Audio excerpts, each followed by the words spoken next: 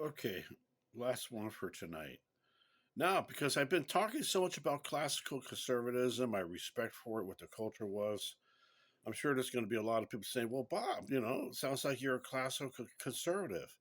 I'm actually what is termed a classical moderate liberal. A classical. When I say classical, I'm talking about like back in the 1960s type of thing. What would that be? Social Security, Medicare, Medi-Cal, welfare food stamps for people that need it, other government programs, fair wages for workers, very powerfully pro union, living in the culture of live and let live back then when the hippie movement was starting. It was live and let live. At the same time, respecting what the conservative culture was, okay? So, as a moderate for back then. So, yes, I am speaking out because I realize that, and I don't have no problem with classical conservatism. I think it's important. I think it's like many ways it's a foundation of this nation, culturally speaking. But you got nutcases that could destroy it. And I don't like having to say this, what Trump is allowing. Once he leaves office, all the radical left wing people throughout this nation, they are going to persecute the people who voted for Trump so bad for not speaking out. They're going to say, look what you did.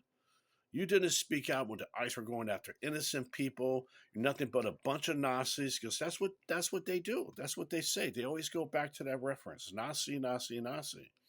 But at the same time, even with me, when I see what the ICE is doing with masks on, getting these big, huge hammers and bashing at windows and doing all the other stuff, and I look at these people, I examine it closely. I can tell the difference between legit and AI.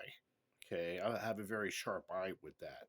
So these videos, they're not fake; they're legit, and they're terrorizing people.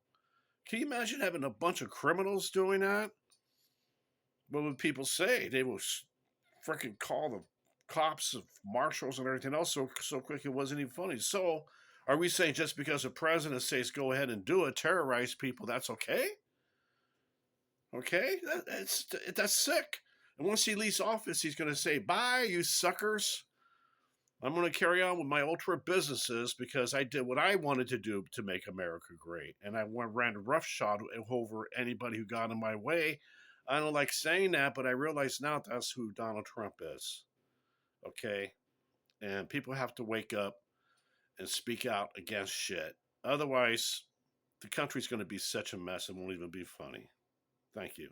Appreciate you hearing us.